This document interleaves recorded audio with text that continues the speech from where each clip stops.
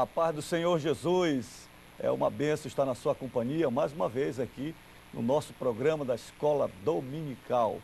Nós temos o propósito de instruí-lo na palavra de Deus e ao mesmo tempo fazer com que você cresça no conhecimento, na intimidade com o Senhor Jesus Cristo. Eu estou aqui com a minha classe eletrônica, a minha classe interativa. Os alunos variam muito aqui na minha classe e eu quero apresentá-los. Eu tenho aqui o Jadiel, tenho aqui a Laísa, aqui o Davi, ali atrás eu tenho o Marcos, a Suzana e o Mateus. Estão prontos para estudarmos juntos? Amém. A palavra do Senhor?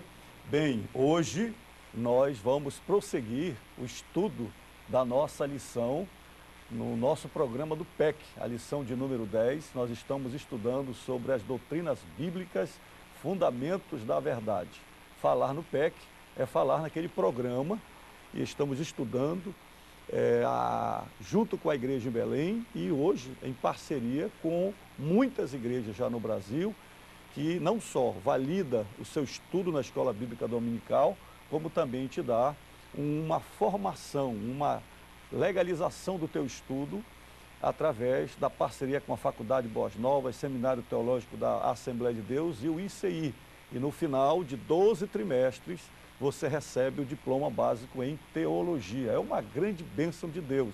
Nós já estamos no 10º trimestre, conforme eu já falei para você, mas você pode começar do início, da lição de número 1, depois ir para a lição número 2, 3, 4, como você já pode também começar na lição que nós estamos estudando. Converse com o seu pastor, entre em contato conosco, receba as informações no site do nosso programa, da nossa escola dominical, e você certamente vai gostar desta proposta e juntos aqui na Boas Novas vamos estudar também a palavra do Senhor Jesus Cristo. Você sabe que o nosso material didático principal é a palavra de Deus, a Bíblia Sagrada, é insubstituível, a revelação de Deus está aqui nas minhas mãos. Pegue aí a sua Bíblia, vamos começar a estudar. E também eu tenho aqui a Bíblia do Centenário, que você pode ainda adquirir, uma Bíblia que se tornou algo exclusivo. Tem poucas unidades, você pode ainda adquirir a Bíblia do Centenário. E o nosso roteiro principal, que é a nossa revista, eu tenho aqui a revista eletrônica, que eu gosto de usar, vou usar hoje aqui no programa, é a nossa revista eletrônica, que você também pode baixar para o seu tablet, aí, para o seu iPhone, para o seu celular, tanto faz. Um preço muito baratinho, você pode baixar aí pela internet, fazer o download e você pode ter com você. E eu tenho aqui a revista em papel, você que gosta da revista em papel tradicional, eu tenho aqui nas minhas mãos, olha, uma revista linda, bonita, Doutrinas Bíblicas, Fundamentos da Verdade, tá bom? E além disso, nós temos aqui também, como reforço para você, o nosso livro de doutrina bíblica, que é do ICI, é o livro texto, que você pode utilizar para reforçar o conhecimento teológico, juntamente com a revista deste trimestre, Doutrina Bíblica, Fundamento da Verdade, tá certo? Vamos começar a nossa aula? Então, nós já estudamos da lição de número 10, 8 lições, e estudamos já sobre Deus, estudamos sobre as obras de Deus, sobre Jesus Cristo, o Espírito Santo, que é a primeira parte desta lição, que é o estudo da pessoa de Deus. E já estudamos também a segunda parte da lição, que é o segundo quadro. Vou mostrar para você entender melhor aqui. Você tem aí na sua revista a segunda parte da nossa lição, onde nós estudamos sobre as criaturas de Deus. Estudamos sobre anjos, sobre os demônios, estudamos sobre o homem e a salvação, solução para o pecado. E hoje, nesta lição de número 9, nós vamos entrar na terceira parte, o terceiro grupo de lições desta revista, que é o plano de Deus, o plano de Deus. E aí vamos estudar sobre a Bíblia, a igreja, a família, a segunda vinda de Jesus e vamos também estudar sobre os eventos futuros. Então, começando hoje, o segundo grupo, vamos estudar hoje sobre a Bíblia Sagrada. Algo tremendo sobre a Bíblia, você precisa conhecer a principal revelação de Deus para o homem, sobre si mesmo, sobre as suas criaturas, que é a Bíblia Sagrada. Então, pessoal, vamos lá? Qual o assunto da lição? Bem forte, queria que vocês fizessem o Brasil estrondar aí. Lição de número 9. Assunto da lição? Bíblia, a revelação escrita de Deus. E sobre a Bíblia, a revelação escrita de Deus, nós vamos estudar. Eu vou colocar aqui para você o esboço. Você que está nos acompanhando pela Boas Novas, nós vamos estudar 3 coisas importantes hoje sobre a Bíblia, a revelação de Deus. Vamos estudar sobre a necessidade da revelação, a inspiração das Escrituras e o cânon das Escrituras. 3 coisas importantes sobre a Bíblia. E voltando aqui para o nosso texto principal, texto áureo, vamos lá, bem forte. Qual é o nosso texto áureo? Toda a Escritura é inspirada por Deus e útil para o ensino, para a repreensão, para a correção, para a educação na justiça. 2 Timóteo 3,16. E a nossa verdade prática? A Bíblia é a palavra eterna de Deus revelada aos homens. A Bíblia é a palavra eterna de Deus revelada aos homens. A verdade prática já resume o pensamento geral de Deus sobre a Bíblia e também o pensamento de fé que nós devemos ter, todos nós, a respeito da Bíblia Sagrada. A Bíblia é o livro que é a palavra eterna de Deus revelada aos homens. Não existe outra revelação plena de Deus aos homens, a não ser a Bíblia Sagrada. E quando falamos na revelação das Escrituras, eu quero que você leia um texto que fala mais sobre esta revelação, que é a leitura bíblica, que está em 2 Timóteo, capítulo 3, verso 13 a 17. Quem é que faz a leitura bíblica para nós? Posso fazer, pastor? Diz assim: mas os homens perversos e impostores irão de mal a pior, enganando e sendo enganados. Tu, porém, permanece naquilo que aprendeste e de que foste inteirado, sabendo de quem o aprendeste, e que desde a infância sabes as sagradas letras que podem tornar-te sábio para a salvação pela fé em Cristo Jesus. Toda a Escritura é inspirada por Deus e útil para o ensino, para a repreensão, para a correção, para a educação na justiça, a fim de que o homem de Deus seja perfeito e perfeitamente habilitado para toda boa obra.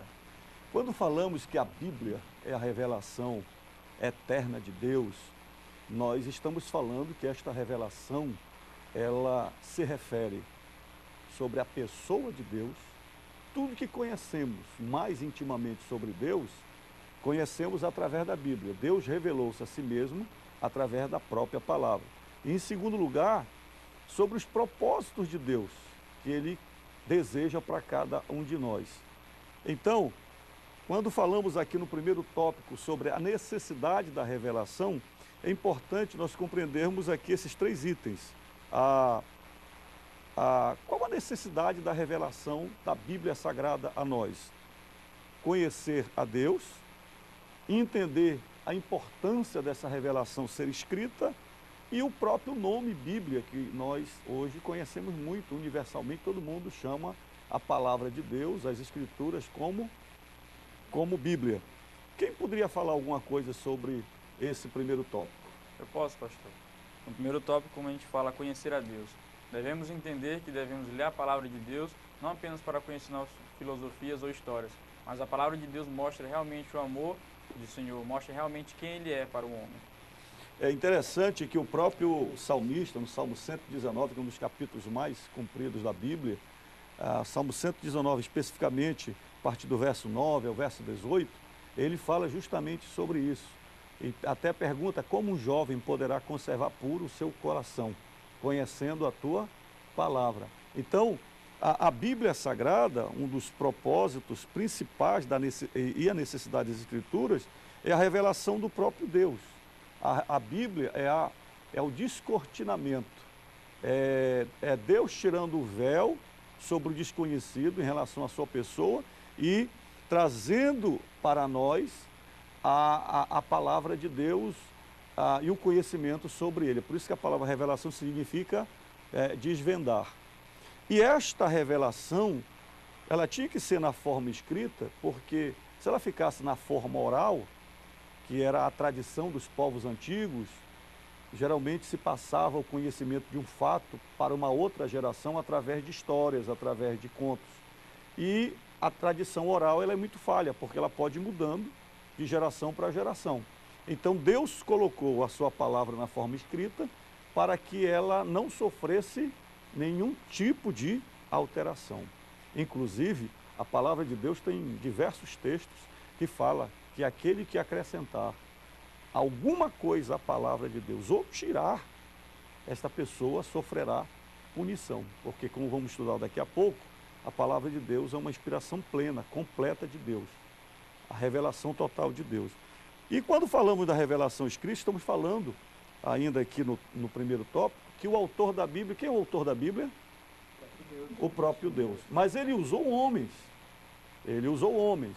Esses homens, inspirados pelo Espírito Santo, foram cerca de 40 escritores no período de 16 séculos, começando com Moisés até o apóstolo João, que foi quem escreveu o livro de Apocalipse. As línguas usadas para escrever a palavra de Deus.